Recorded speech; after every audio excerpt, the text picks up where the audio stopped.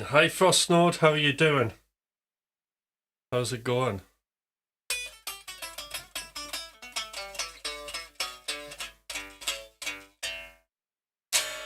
Well, I fixed the Kiesel, I think. Touch wood. Yesterday's stream, I had some problems. It had the battery basically had run out. Mind you, I quite like playing like the Fishman pickups when the battery's draining out. It's good fun with the sound breaking up. But then I changed it for another battery and it was still the same except the volume was fading out.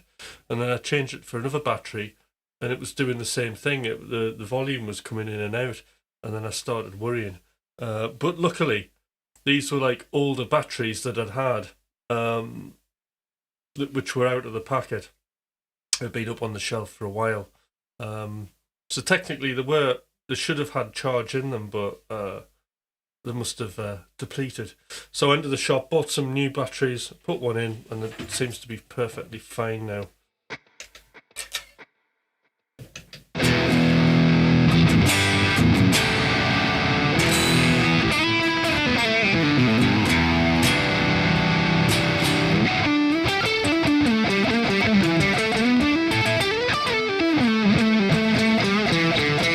But yes, it totally weirded me out because what had happened is, although it was fading in and out, like there wasn't much variation in my pickups. I was changing. I was like, "What's going on here?" Like everything sounds like a single coil. Just really weird. But fine. New battery.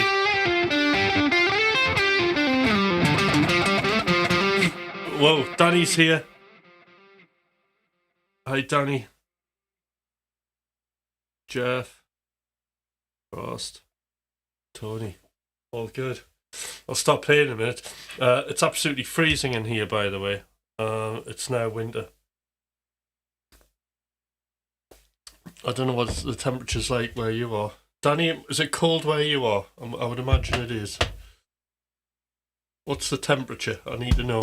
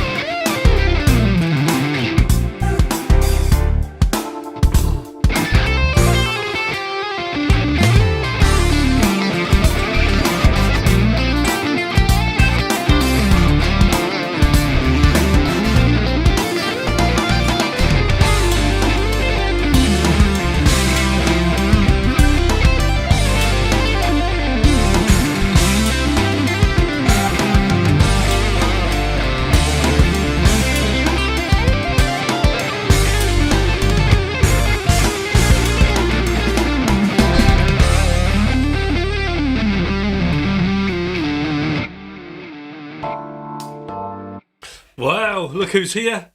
We've got Sean. And we've got Z.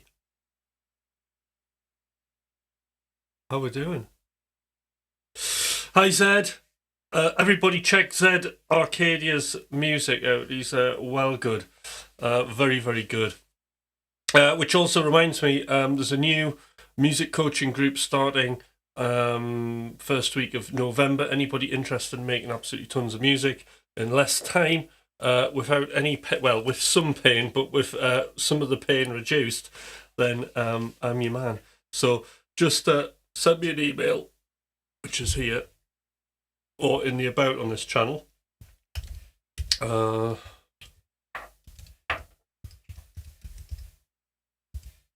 there's a couple of spaces left,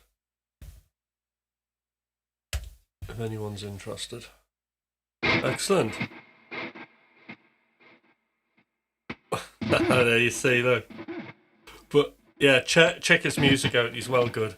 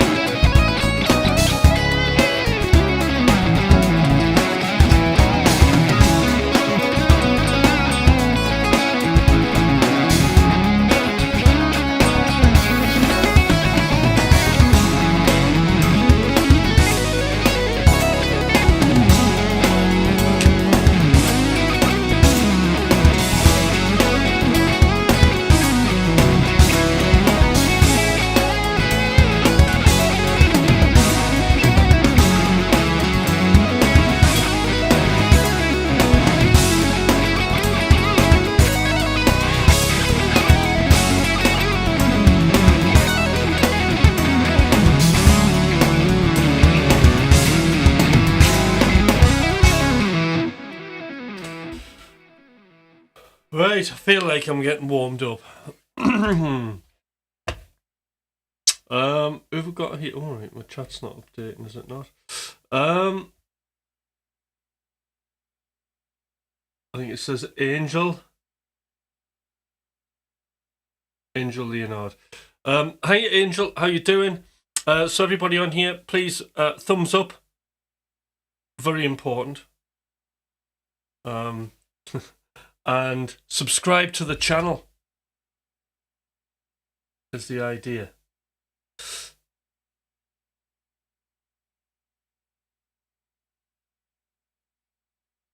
Now, anybody want to talk about anything musical or anything like that? Feel free to ask questions and things. If you want to know about what I'm doing on guitar, what I'm thinking about when I'm improvising.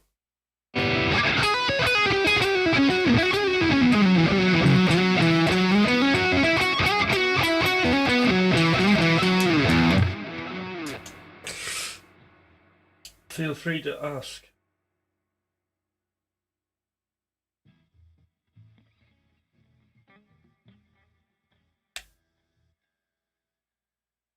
All right. Okay.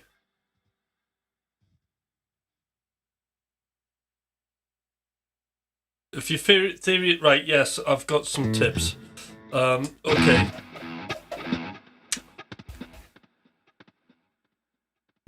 So there's the right, let's just get the question up, right? So there's the question. Any tips for playing outside like Henderson if your theory isn't very strong yet? Yes. And one of the things that you can do, right, which I can briefly just tell you now, is if it's like a static riff, like just something on one note, like a groove.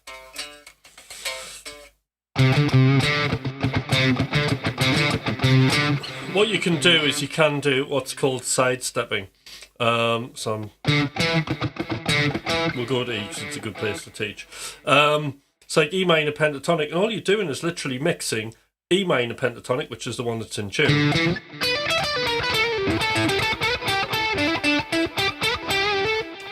with that pentatonic a semitone higher.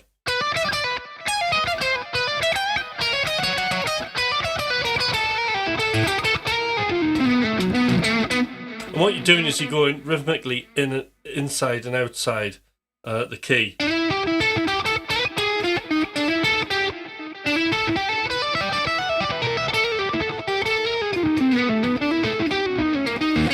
It's not something that I practice, by the way. So that's one thing to go really outside. So that's one thing you can do. That's like really going outside. The other thing you can do that I do is adding chromatic notes. So, like, basically, you could look at the pentatonic scale, right? And you could, and it doesn't matter what you're playing over. But we'll have something in E. This is the one I like to use when I'm teaching. I'll just knock the volume down.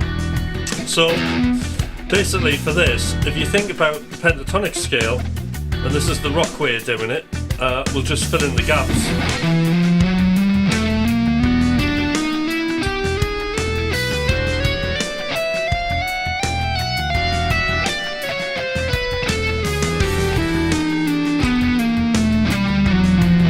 Right, now if you think of your normal improvisation, and then start just moving the chromatic notes between the notes that are in tune. So if I want to go from G to E,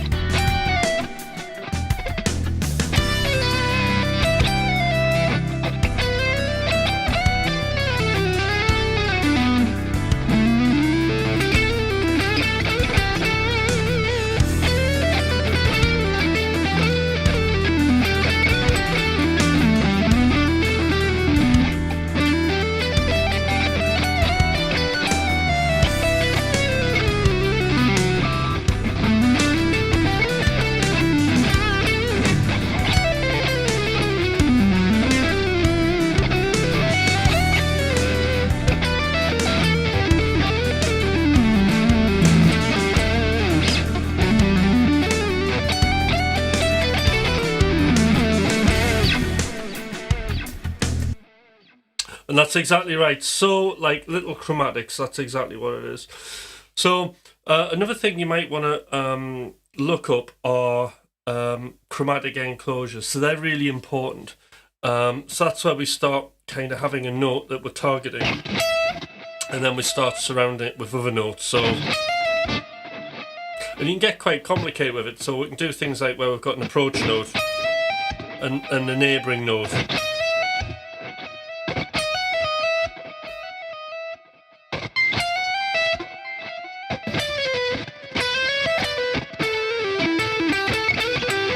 Or something like what I played before. So,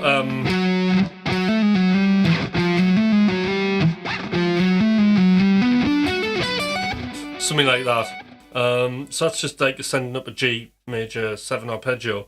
And what I've done is the approach note's F, we're in E. So F with this track, because we're in Aeolian, is outside. And then we're on the F sharp, which is the 9th. And then we've got the 11, which is A. And then we've got another chromatic note, A flat, back to F, and then we'll slide to the G.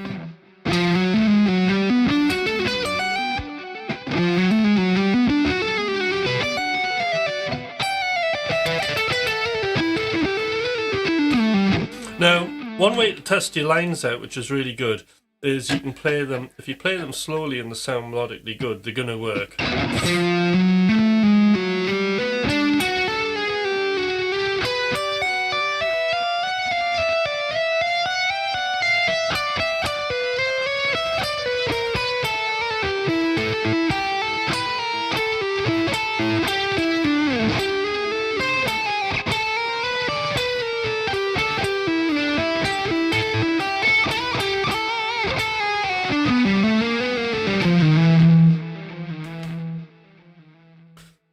Yeah, so that's the idea.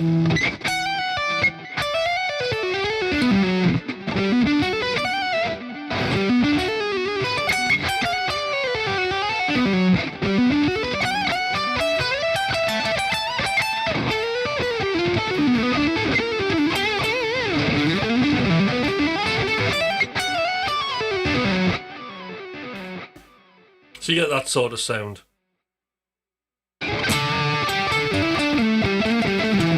Now, the other thing you'll have to bear in mind is usually what you want to do is you want to have your notes that are going to be in, like on the beat, on a main beat, and the chromatic stuff on like less important beats. I mean, they're all important, but you know what I mean.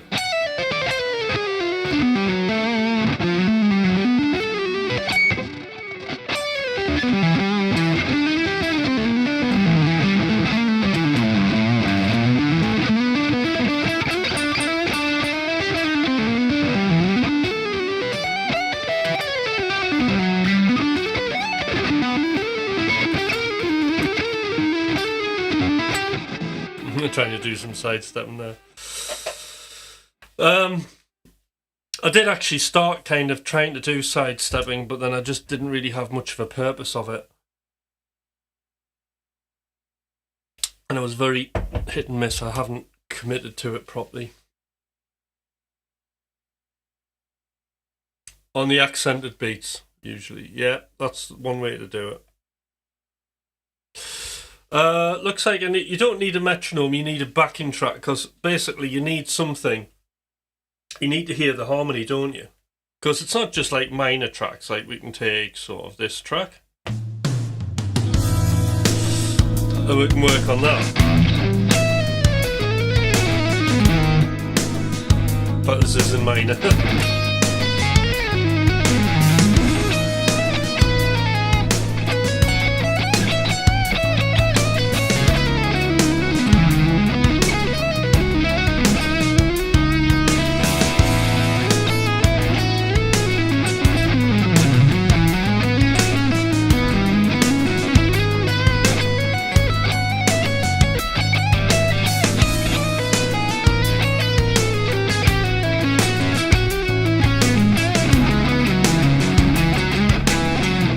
Just practice your lines slower, so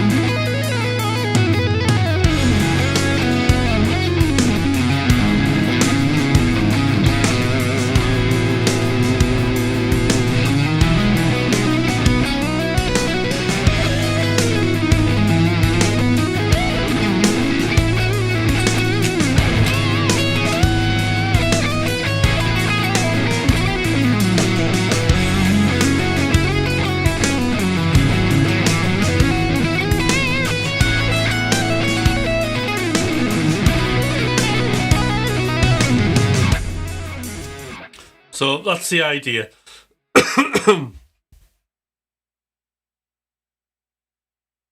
Still sounds very good. Sound like yourself when you play it out though. I sound like Schofield had a stroke. Now I like the sound of that. I like the sound. You see, I want to hear that.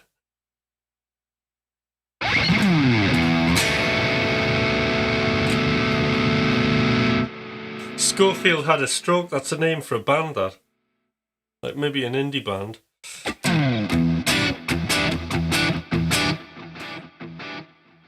That's the start of one of the songs, maybe.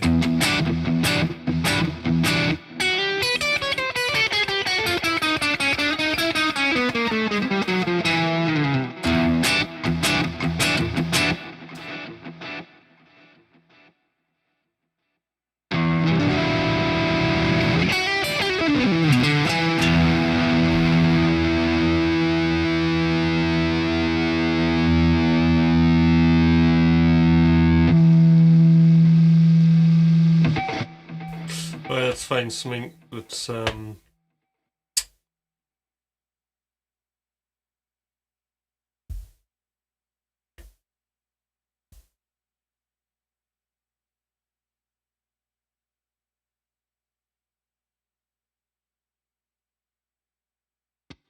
melodic modern metal in F minor. Right, let's do it.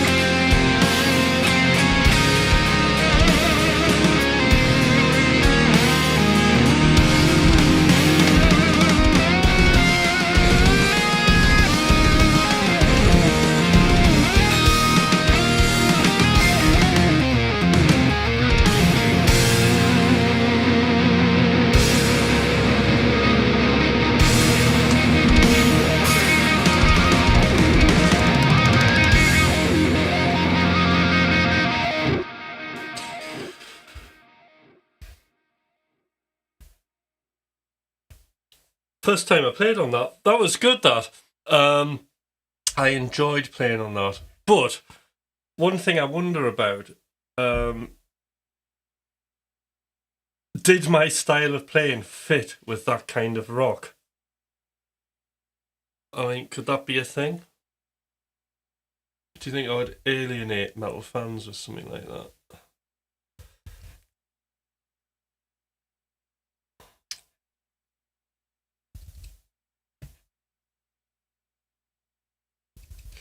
Yeah, that's the debate, isn't it? Mm-hmm.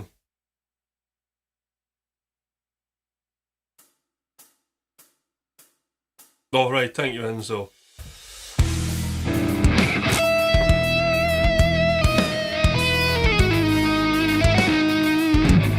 So, this track, this is in a major key now, apparently. So we can use chromatic here, see what it sounds like.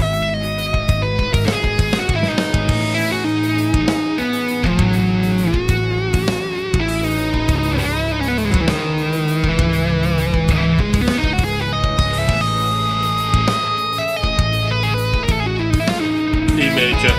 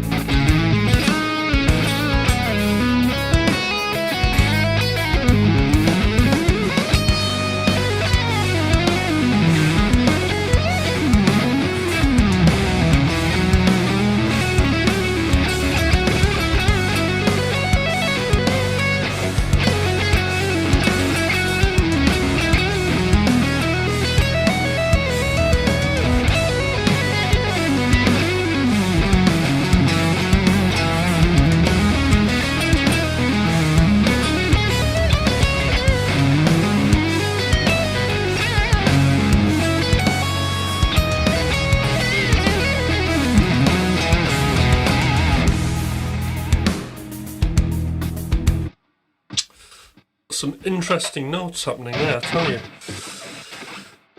Would love to actually. Right, let's have some more thumbs up. Please subscribe.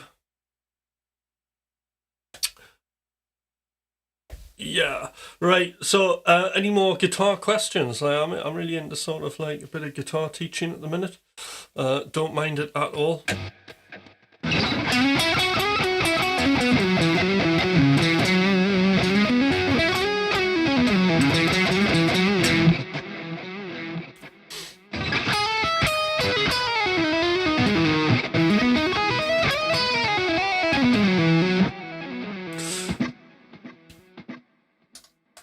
Yeah, E major's good. One of my favourite keys, actually.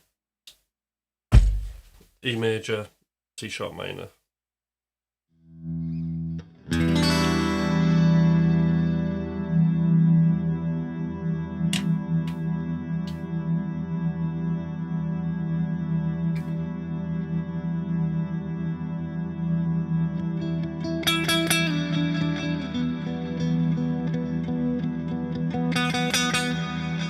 So you've got all the modes technically in E major, haven't you? There's like you've got access to, because the scale is just a sub.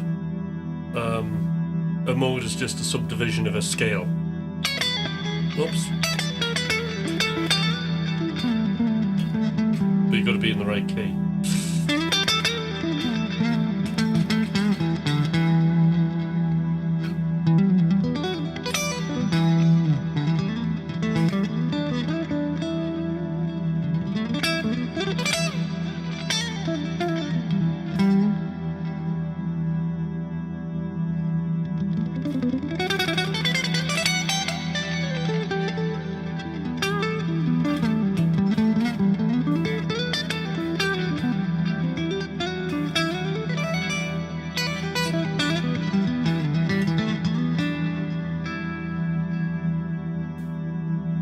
So, like, this is basically a TC Electronic freeze pedal, which I just have on my pedal board, and it's dead handy.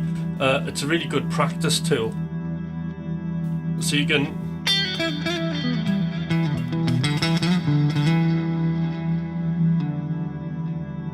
Let's try a different key. Should we do...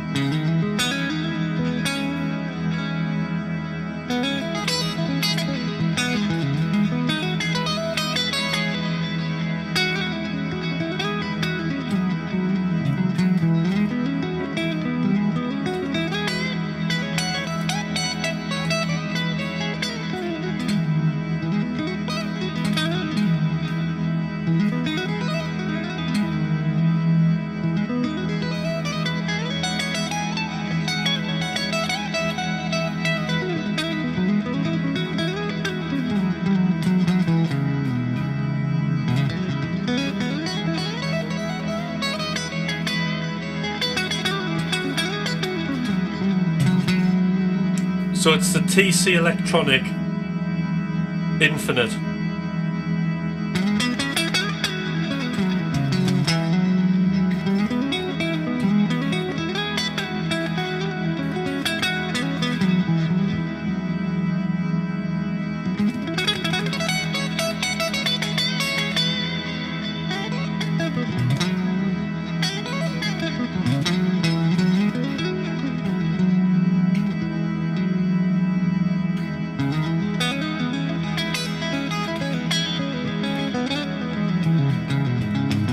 Yeah, it's just a great way to hear what you're playing over a chord.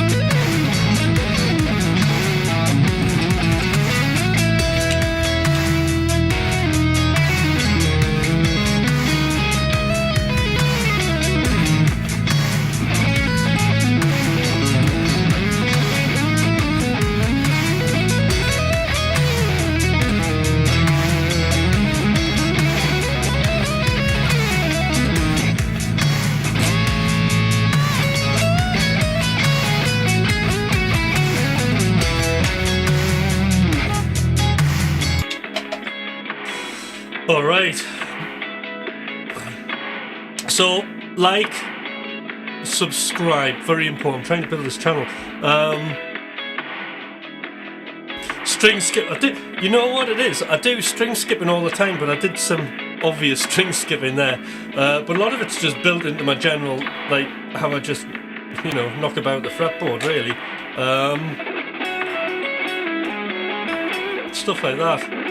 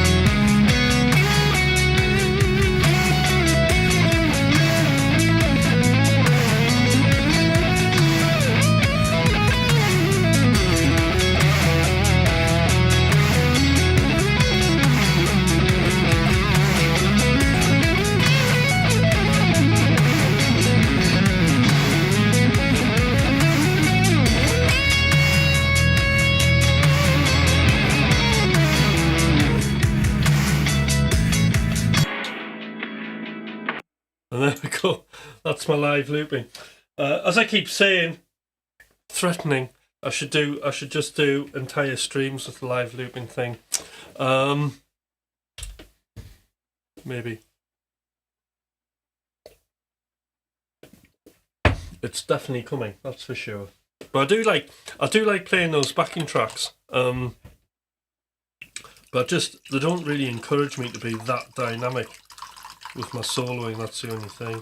I tend to be, there's stuff going on, but I'm a lot more one-dimensional when I'm playing over basically a backing track. Yeah, the live looping's great, isn't it? I think it's the best way to entertain, isn't it? Especially the lo-fi chill wave stuff, I do like playing that.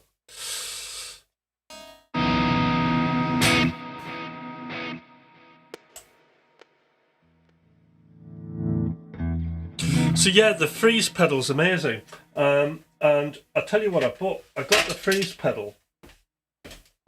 There's a book you need to get with your freeze pedal, and that's the Tim Miller Journals.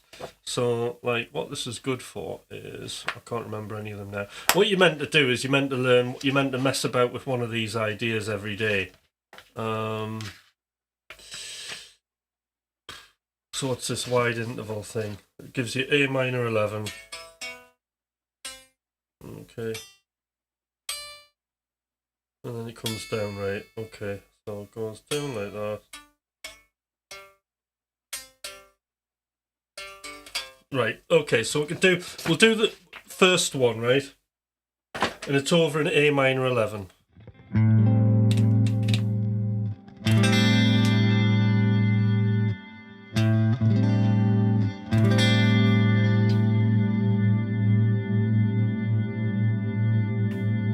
So, so the Tim Miller, the line journal, and this is the first one in the book. And then, so you have a little arpeggio thing. That's your ascending thing. Then he comes down.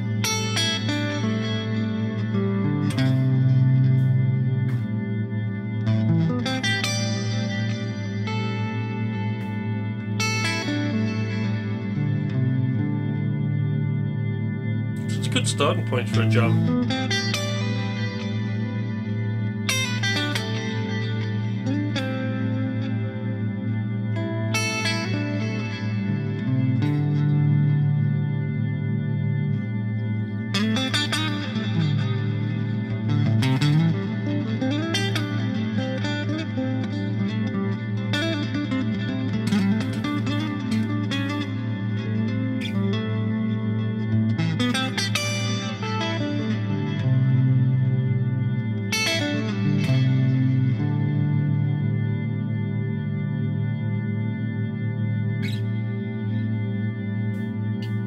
So that's like a little thing you can do when you're practicing. Just pick one of those lines, bung a chord on your phrase pedal, and just jam over it and just mess about it.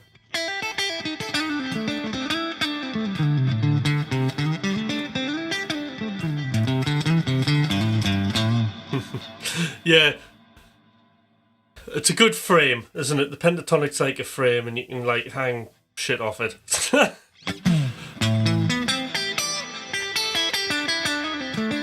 Like Tim Miller's thing.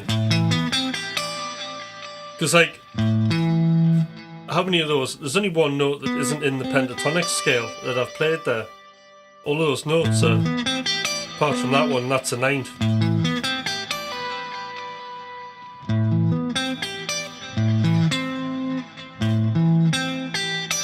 Now it's just purely pentatonic.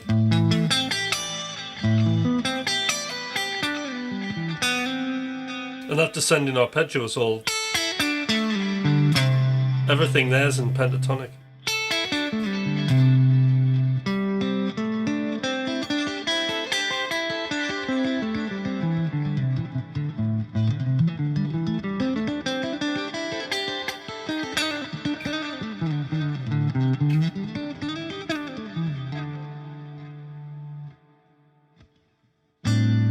It's that chord.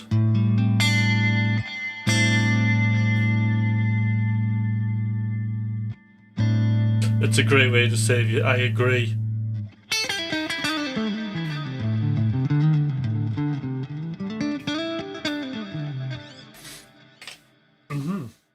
Yes. I'll put that in the back. I've got, right, that's my five books now. I can't have any more books than this. That's it.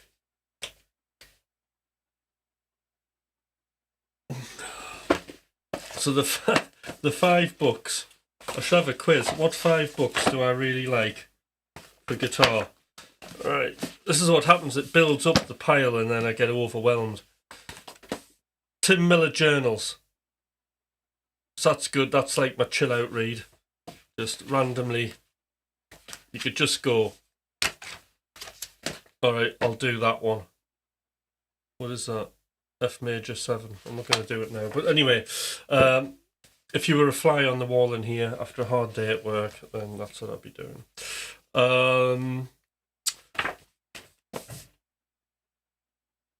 Creative arpeggios, phrasing for guitar. He should be giving me a commission for this. I highly recommend this book. Because it's a simple way of understanding fusion-y type concepts for rock dummies like myself. So that's a recommended read. I do like it. It's quite. I like books, right, that are more like a method book like this. So you got to read a bit, but it's all in tablature. And it's got these handy scale diagrams as well that goes with the tab. Highly recommend that. Hybrid picking. This book saved my life. Just lots of like simple, easy hybrid picking techniques that will cover you for most situations that you end up in, because it's not just a simple down and an up with your middle finger. You can use other fingers and stuff like that. Don Mock's book. I might have that one. What's his one? It's Don Mock. Was he the Advanced Jazz Concepts? I've got that one. Another one, Brett Garsted, Legato Lines. Very good. Good refresher, this. There was gaps in my knowledge.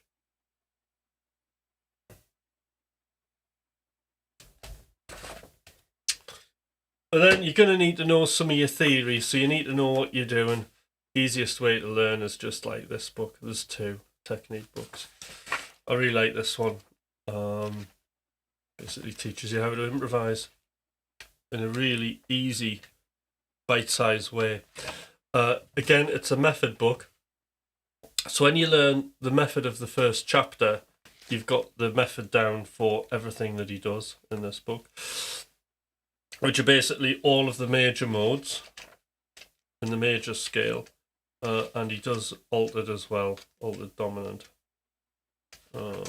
which I need to look at, because this is like an altered dominant free zone, but I might be lifting the band soon. Right, the hybrid picking book. Right, now I would suggest you get, because this is like hybrid as well, but you need this one, definitely. But whilst you're on, get this one. So those two books are amazing, but just make sure before you go into this one, you do this one. Yeah, this one first.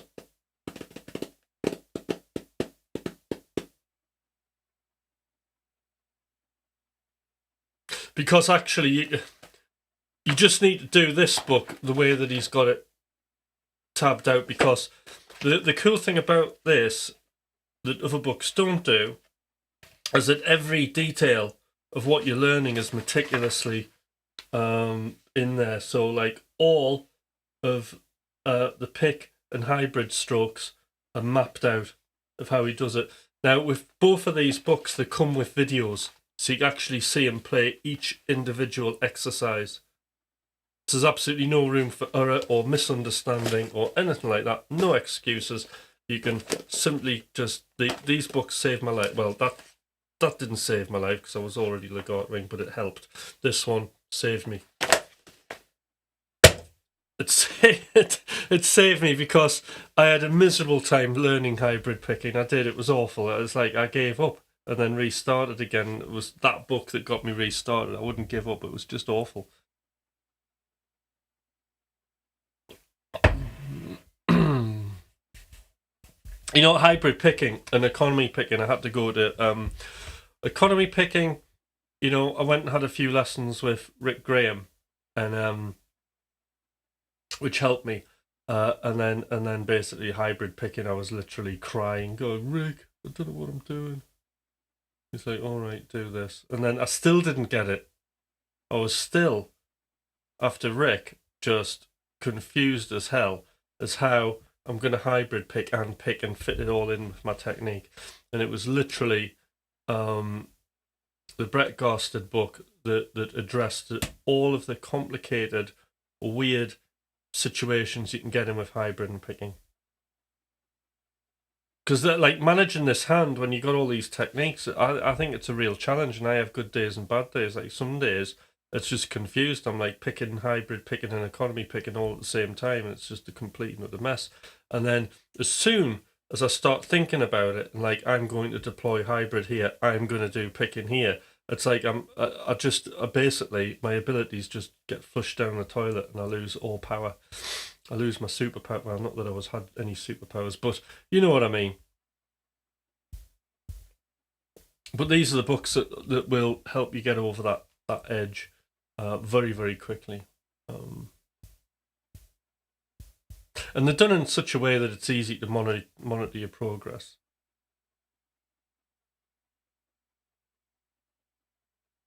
Yeah, it's very interesting. That's sort of, you know, I've always been interested, because, well, I'm a trained music coach, right?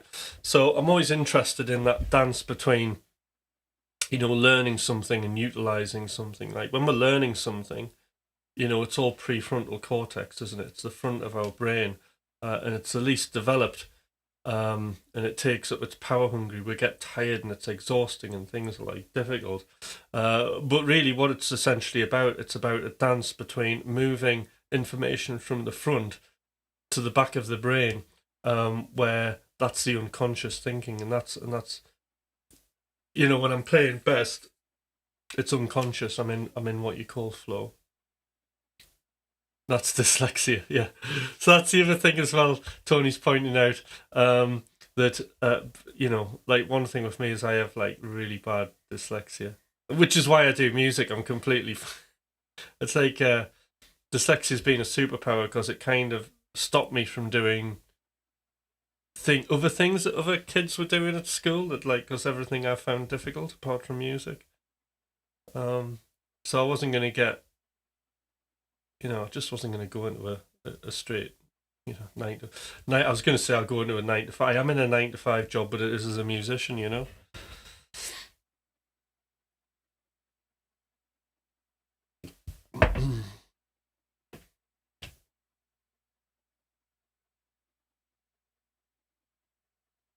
So yeah, getting the information into the subconscious. Please subscribe. Anybody here, please subscribe. Can we have some more likes? Let's have some more thumbs up.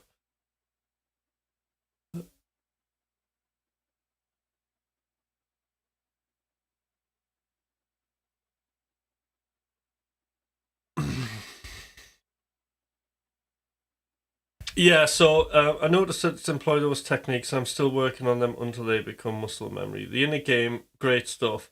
I started reading it again after yesterday. Yes, a very important book, and that was a good session we had because it reminded me about chapter 5.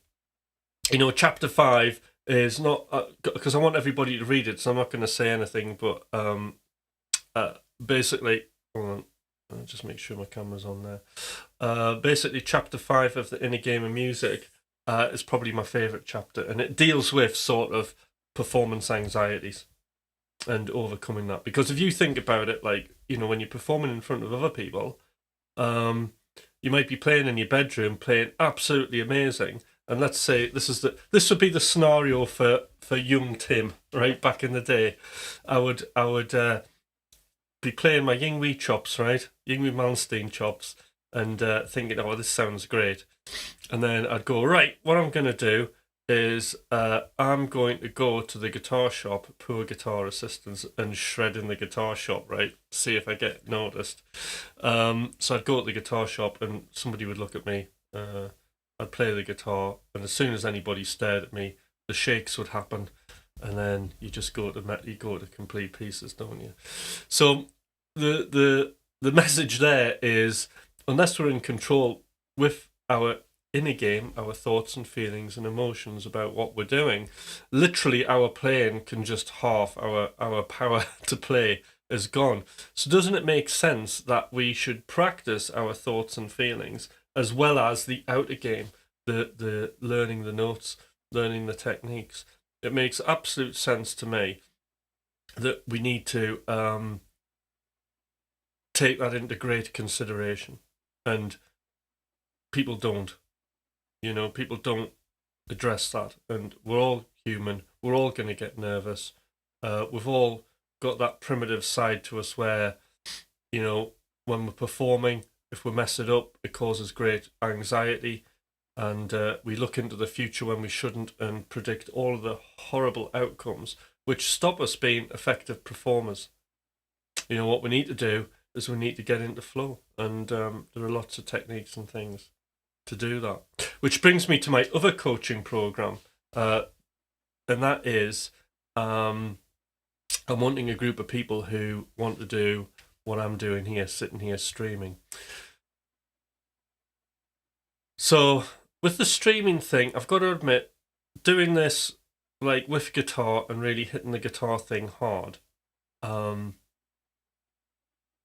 has massively improved me as a player. And that's been all chapter 5 inner game stuff, you know. Things going wrong, getting over it, making quick recoveries, getting back into the game and playing. That's what it's all about, to the point where, you know, sitting here talking to you guys, picking a guitar up and playing, I'm not feeling like any nerves or anxiety or worrying or anything like that. You know, it's just a nice, like, being here and sitting here and talking with the wonderful people who I have on this channel, and you're brilliant. I can fully enjoy it because, you know, I'm not anxious. I'm not shitting myself because I'm going to play guitar and I'm Hutch out of McRocklin and Hutch, and, like, you know, that's a lot to live up to because, like, Thomas is amazing, and you know, like, then you know you're going to get judged, don't you? I don't think about that anymore, nor does it bother me. It's almost has no significant meaning, you know. But actually, being entertaining, delivering what I'm good at, and the people who are interested in that and learning from it is very important to me. So, in short, yeah, so basically, in short, well, the reason you feel anxiety is basically when we were primitive person, or primitive man, and we were on the plains of the Serengeti, as my old coach would say, throwing spears at animals and running about. We absolutely relied on a tribe for survival. And if we did anything out of the ordinary that made us stick out, chances are that could attract us some fire, and we could potentially be thrown out of that tribe. And being thrown out of that tribe, okay, and being left in the wilderness to fend on your own pretty much meant certain death. So people didn't like to do that. So anything that you do, and we haven't evolved much out of that. So now if we do anything out of the ordinary, where we're going to get, not that this is out of the ordinary, where, you're going to do something in front of a load of people, we still have that kind of anxiety about being kicked out of the tribe, about being criticised, about being told that we're no good, and it's just not true. It's just, that's not the case. It's just, if we play badly or anything like that, it's just part of a process. It's part of learning. As far as I'm concerned, when I sit here on these streams playing to you guys, it's part of the learning process. So I've stopped calling the streams a practice chat session. They're just a performance, but I am practicing all the time. That's the point. We are all practicing, musicians or professionals, or just practicing at being nice human beings. And the route to actually getting better to that is, the first step is literally, you've got to just do the thing. It's exposure. So I work in the National Health Service here in the UK as a therapeutic musician. And one thing that, when I work with I'll do a lot of work with occupational therapy, and in mental health, when patients are transitioning out, we do a thing called graded exposure. So it's like reintegrating somebody into something, and you just do it in small steps, don't you? But it's about the exposure. Okay, so that's what you got to think. You're integrating yourself into this live experience, and the only way to do it is to actually do it. So you could play for half an hour on a stream, and then build up the time and the resources and the show, couldn't you, over time? To the point where, you can just, I didn't think I'd be sitting here talking about this, where you can just, well, this is interesting, I think I'll just talk about this and not do any playing, and feel relatively comfortable in your own skin.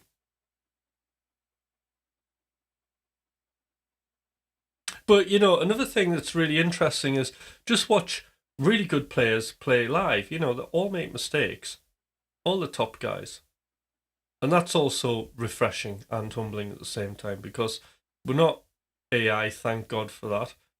And we do, we want to make mistakes. Making mistakes is basically what makes us human,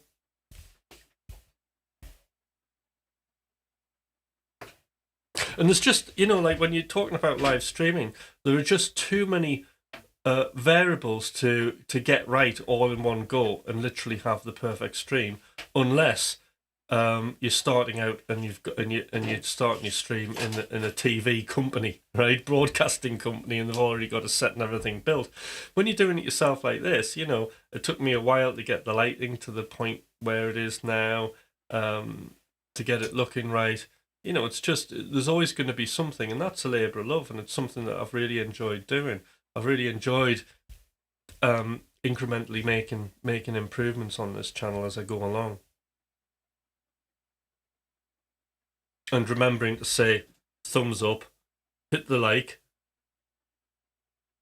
and subscribe. Because these are the most meaningful sessions, aren't they? Where we talk about something. We talk about something like live streaming. And there are plenty of people out there who I'm sure want to do this, but are just too fearful of it, because of all the things that I've said.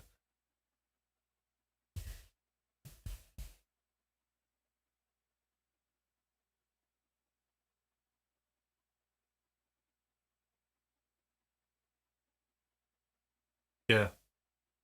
Good point. I have my good days and my bad days, I guess.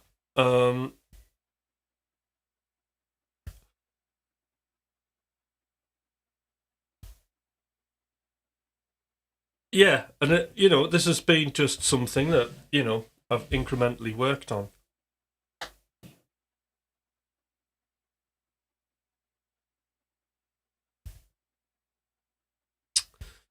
Yes, and Enzo, I really should go back to the lectures, shouldn't I? I need to go back to where we left off, which was insight and analysis, wasn't it?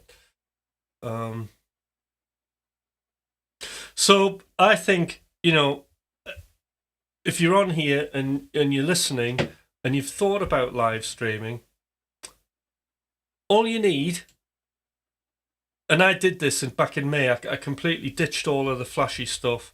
You just need your phone, your selfie camera, the speaker, and whatever it is you're going to do. So if it's a basic guitar setup, if you're going to play over backing tracks, have a few backing tracks, just use your mic. People will watch it and people will like it. Some of my most popular streams were actually just on this phone, Having all of this doesn't necessarily, this is like something I do because I'm really into it. But if I didn't have this and I just had a phone, it wouldn't be the end of the world, So, as Enzo has pointed out, there's my email. Tim is lowercase. But if you email me and you're interested in coaching, maybe you don't want to be in a group, or maybe you just need a one-to-one session for me to help you just logically think about how you're going to set up to do lives. Because one thing is, especially with YouTube, is they're really pushing vertical streams is what I noticed. So it's a good time to get onto it, because you will be able to build a channel and you will be able to monetize it quite quickly and get to 4,000 hours just by turning up every day and doing a little bit. It certainly worked for me. So I think I'm nearly up to when I get up to 4,000, I'll have doubled my watch time. So in 6 months, potentially, in 6 to 8 months, you can have a full monetized channel, is what I'm saying. And anybody who wants to do that, I'm here to coach you. So by coming on the coaching program, which would be, 1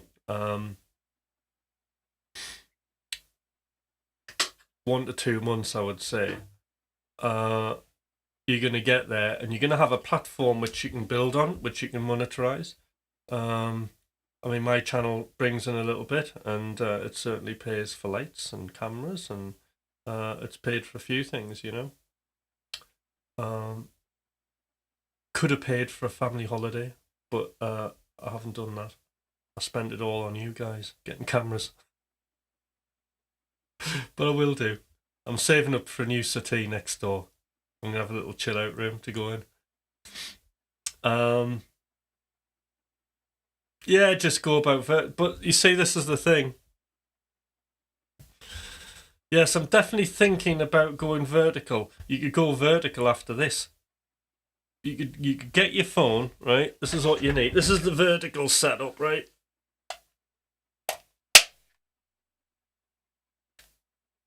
That's your vertical setup. And you stick your camera like that. And you just get yourself in front of it. That's it. Just a little stand. Get it looking right.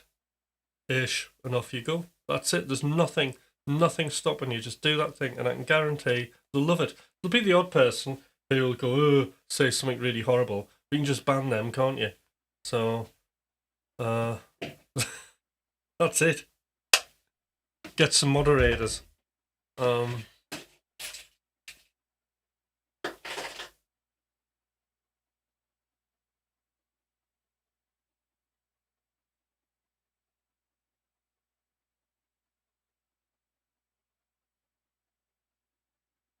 There you go, Enzo will come in. He's a good bouncer.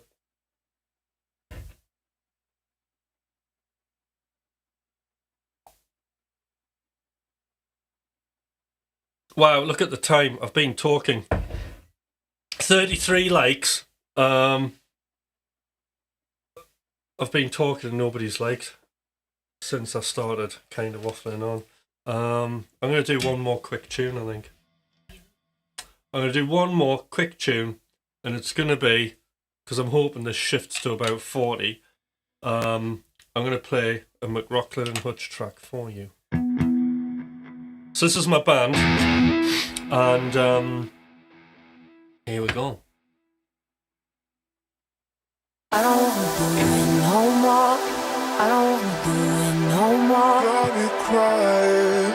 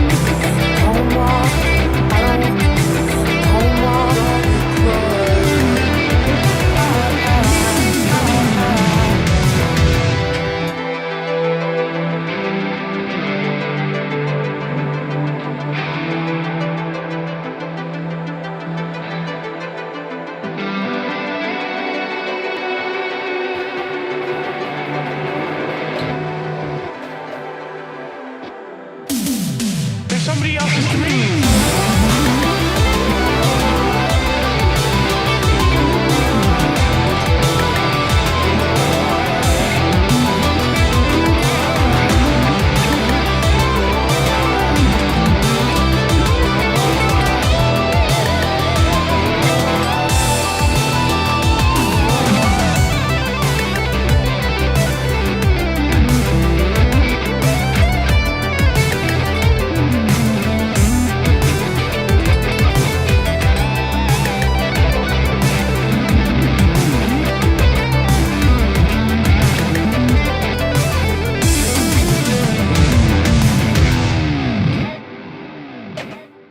And there we go. So thanks everybody for tuning in. It's been an absolute blast. I have to go now, and I'll see you all possibly tomorrow night actually on Thomas's stream. So I'll see you then, and who knows, I might change my strings as well. Bye now. Bye.